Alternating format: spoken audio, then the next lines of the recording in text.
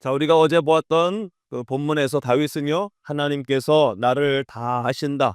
또 어디에나 계신다. 내가 어떤 상황에 있든지 하나님께서는 나와 함께 하시는 것을 멈추지 않으신다. 라고 그가 노래를 했지요. 자, 오늘 본문은 하나님께서 왜 그토록 나를 잘 알고 계시고, 왜 그토록 하나님은 나를 향해 집착하듯이 떠나지 않으실까? 그 이유에 대해서 그가 밝히고 있습니다. 그것은 하나님께서 나를 직접 만드신 창조주가 되신다. 그게 아주 근본적인 이유가 되는 거죠. 오늘 본문을 통해서 우리를 지으신 창조주 하나님의 그 목적과 또 그 목적대로 살아가려는 성도의 그 거룩한 결단에 대해서 함께 은혜를 나누시는데요. 오늘 13절로 16절에 다윗은 자신의 존재가, 자신의 삶이 어머니의 태에서부터 우연히 사고로 생긴 것이 아니다. 우발적인 탄생이 아니다. 이렇게 얘기할 때 어떻게 합니까? 주께서 내 내장을 지으시며 나의 모태에서 나를 만드셨나이다. 누가 만드셨다고요? 하나님께서 만드셨다 얘기합니다. 하나님께서 우리의 삶을 만드셨습니다. 여기서 만드셨다는 표현이 재밌습니다. 이것이 옷감을 짤 때 예전에 그 배틀에 그 실을 넣어서 짜듯이 아주 정교하게 만든 옷감을 만들 때 쓰는 동사를 쓴다고 합니다. 하나님께서 나를 만드실 때 그렇게 정교하게 지으셨다는 겁니다. 가로 세로로 그렇게 하나님께서 오며 가며 우리의 삶을 아주 정확하게 하나님께서 세밀하게 만드셨음을 오늘 다윗은 고백합니다. 옛날 성경에서는 이것을 신묘막측하다라고 표현을 했죠. 근데 요즘은 우리가 기이하다라고 표현하는데, 자, 우리가 가지고 있는 이성으로 또 우리가 가지고 있는 지혜로 다 측량할 수 없고 헤아릴 수 없는 하나님의 지혜가 얼마나 놀라운지 이렇게 다윗은 노래하고 있는 것입니다. 자, 우리는 우연히 이 세상에 태어난 존재가 아닙니다. 예전에 우리에게 잘 알려진 책처럼 목적이 이끄는 삶이라고 하잖아요. 하나님께서 우리를 창조하셨다는 것은 우리의 인생 가운데 하나님 뜻하신 바 있다는 겁니다. 뜻이 있어서, 목적이 있어서 우리를 통해 이루시고자 하는 하나님의 계획이 있어 이 땅에 태어났다는 것을 오늘 다윗은 이렇게 표현하고 있는 것입니다. 16절에 내 형질이 이루어지기 전에, 나를 위하여 정한 날이 하루도 되기 전에 주의 책에 다 기록이 되어 있다.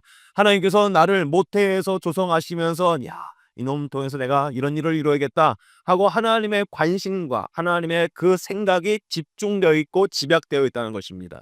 태어나기도 전에 이미 하나님의 계획 속에 있었다는 것을 보면서 우리에게 주시는 위안이 무엇일까요? 우리의 인생이 초라해 보일 때가 있죠. 이 세상에 아무것도 아닌 존재처럼, 먼지와 티끌보다 못한 것처럼, 내가 무슨 이 땅에 누구에게 주목을 받지도 않고 무슨 역할도 되지도 않는 것 같고 하는 일은 아무것도 없는 것 같은, 그래서 어느 날 갑자기 내가 아무것도 못 이루었다라는 생각에 자신이 초라하게 느껴질 때가 있다는 것입니다. 내 인생이 무의미해 보일 때, 내가 여태까지 뭘 했나 싶은 생각이 들 때마다 그 생각에 우리의 마음을 빼앗겨서는 안 된다는 것입니다. 오늘 말씀에 하나님께서 그러는 거예요. 내가 너를 너의 어머니의 태에 있기도 전에 너를 조성했다는 겁니다. 하나님의 뜻이 있어 나를 이 땅에 태어나게 하셨다는 겁니다. 하나님께서 이 땅에 태어난 우리 모두를 그냥 우연히 태어나게 하시고 그냥 그저 그렇게 살다가 아무렇지도 않게 사라지는 안개 같은 인생이 아니라고 하시죠. 하나님께서 우리 모두가 주께로부터 나왔다 말씀하시고 주를 위하여 살게 하시며 주께로 향하는 인생이라고 분명히 말씀하고 계십니다. 하나님께서는 가장 섬세한 방법으로, 가장 세밀한 관심과 솜씨로 우리의 삶을 지으시고 이끌어가시고 인도하시는 분이라는 사실을 오늘 이 아침에 기억했으면 좋겠습니다. 그러므로 하나님 앞에 내가 그렇게 관심받는 존재구나, 악한 원수 마귀가 자꾸 우리에게 거짓말로 속일 때마다 넌 아무것도 아니야, 한 게 뭐가 있냐 라고 할 때마다 오늘 이 말씀을 떠오르시면서 하나님은 나를 이 땅에 뜻이 있어 태어나게 하시고 나의 이 땅에서의 하루 숨쉬는 그 작은 우리의 몸짓까지라도 하나님께서 뜻하신 바를 이루시는 아름다운 순간들인 줄로 믿습니다 라고 고백을 하면서 우리의 삶을 다시 돌아보았으면 좋겠습니다. 자, 다윗은 창조주 하나님의 생각이 자신을 향해 얼마나 많은지를 묵상하며 이렇게 감격하죠. 17절에 하나님이여 주의 생각이 내게 어찌 그리 보배로우신지요, 그 수가 어찌 그리 많은지요. 주의 생각이 그리 보배롭고 그 수가 그렇게 많다 얘기합니다. 하나님은요, 나를 한번 만드시고 잊어버리시는 게 아니라 자꾸 생각하는 겁니다. 그 모래사장에 있는 수많은 모래알갱이의 숫자를 헤아리고 셀 수 없을 만큼 하나님은 우리를 생각하고 또 생각하신다는 겁니다. 그럼 우리가 자녀들을 생각할 때도 하루에 계속 초 단위로 생각하는 적은 없잖아요. 그죠? 근데 하나님은 우리를 초를 또 몇십 배, 몇백 배로 쪼개면서까지 우리를 생각하고 계신답니다. 그렇게 관심을 갖고 계시고 하나님께서는 우리의 삶 가운데 계획을 이루시기 위해서 집요하게 우리를 그 관심 밖에 두지 않으신다는 겁니다. 여러분 하나님의 생각은 어떤 것일까요? 재앙이 아니라 우리에게 생명과 평안이라고 예레미야는 분명히 말하고 있죠. 하나님의 생각은 재앙이 아닙니다. 우리에게 생명과 평안이고요. 우리의 미래에 소망을 주는 것이 하나님의 생각입니다. 이와 같은 하나님의 생각이 우리의 삶 가운데 머물고 있다고 생각해 보세요. 한시라도 우리가 부정적인 생각에 마음의 평안을 빼앗길 수 없다는 겁니다. 여러 가지 나 자신을 돌아보면서 실패했어, 좌절하고 절망하고 부정적인 감정에 사무쳐 살 것이 아니라 하나님께서 나에게 이토록 놀라운 계획을 가지고 계시고 생각을 멈추고 있지 않으신데 내가 이렇게 잠시라도 이 악한 생각에 부정적인 생각에 내 감정이 흔들리거나 내 마음의 심지가 흔들려서는 안 되겠구나 하고 마음을 다시 잡고 하나님의 생각은 나를 향한 하나님의 수만 가지의 생각은 생명과 평안입니다. 나의 미래에 소망을 주는 보배로운 생각입니다. 오늘 다윗과 같이 하나님 그 생각이 어찌 그리 보배로우신지 하고 입술로 감사하고 노래할 수 있는 우리 모두가 되었으면 좋겠습니다. 자, 그런데 오늘 19절서부터요 시의 본문의 내용이 분위기가 확 달라집니다. 앞에 18절까지는 하나님께서 우리를 어쩌면 그렇게 사랑하세요. 하나님 대단하십니다. 하나님 내가 어디 있더니 주님 동행하십니다. 다윗이 감격하고 감사하고 정말 그 마음의 기쁨으로 노래하는 것 같은데 19절 이하서부터는 마치 다윗이 화가 난 것 같습니다. 분노하면서 하나님 주께서 반드시 악인을 죽이시리이다 하면서 그 톤이 굉장히 강해집니다. 자, 이게 무슨 뜻일까 생각해 봤더니요. 이런 거 아닐까 싶은 생각이 들어요. 다윗의 개인적인 원한이 아니라요. 거룩한 분노입니다. 뭐냐면 하나님이 나를 이토록 걸작품으로 만드셨는데 하나님이 나를 어머니의 태중에 있기 전서부터 나를 조성하시고 나를 향한 뜻을 갖고 계시고 목적을 갖고 이 땅에 태어나게 하셨는데 그러다 보니 내 존재가 얼마나 존귀한 자로 여겨지시겠습니까?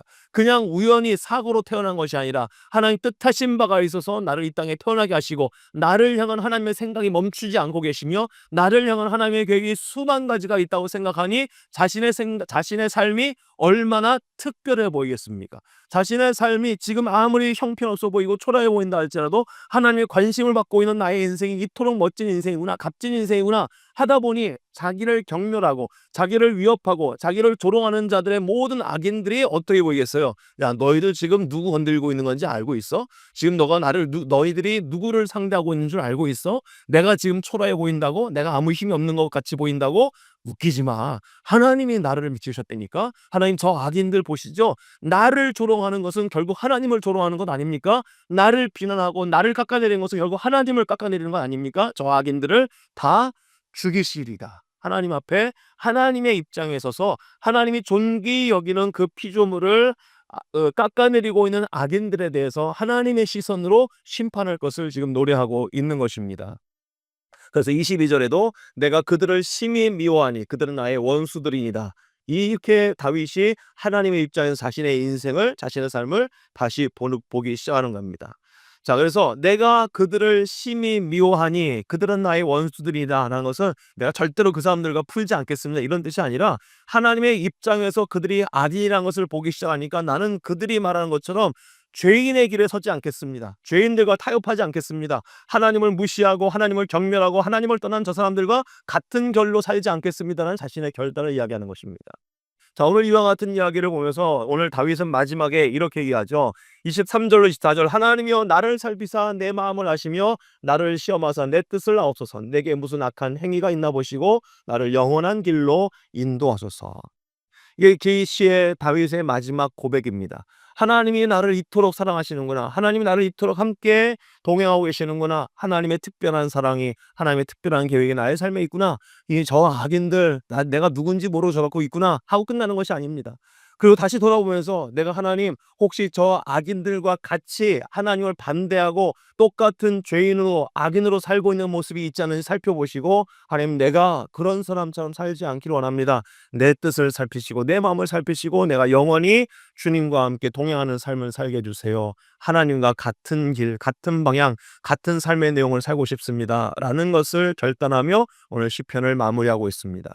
자, 오늘 이 본문을 통해서 하나님이 누구이신지 아는 사람들의 변화와 반응이 어떠한 것인지 우리에게 보여주고 있는 겁니다. 하나님이 어떤 분이신지 아는 사람은요, 절대로 우리에게 주어진 그 하루의 한 시간의 삶을 허투루 살 수가 없다는 겁니다. 하나님 나에게 이토록 관심을 갖고 계시는데, 이와 같은 사랑을 베풀고 계시는데, 이런 거룩한 목적을, 뜻을 갖고 계시는데, 내가 이렇게 살아서는 안 되겠구나. 나에게 주신 1분 1초를 그렇게 살아서는 안 되겠구나. 하나님 뜻이 무엇입니까? 하나님을 알면 하나님 앞에 반응하는 것입니다.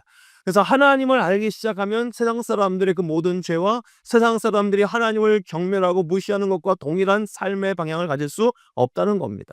오히려 반대하고, 하나님 저들을 멸하시고, 나는 하나님 혹시나도 저들과 같이 동조하고 있던 죄악의 모습이 있지 않습니까? 나를 깨끗하게 하시고 내가 끝까지 주님과 함께 동행하는 삶을 살게 하여 주옵소서라는 기도로 마무리하더라는 것입니다. 오늘을 살면서 우리도 역시 다윗과 같은 마음을 가지고, 하나님께서 나를 이토록 사랑하시는지 미처 몰랐습니다. 하나님 나를 이토록 귀히 여기시는지 내가 미처 몰랐습니다.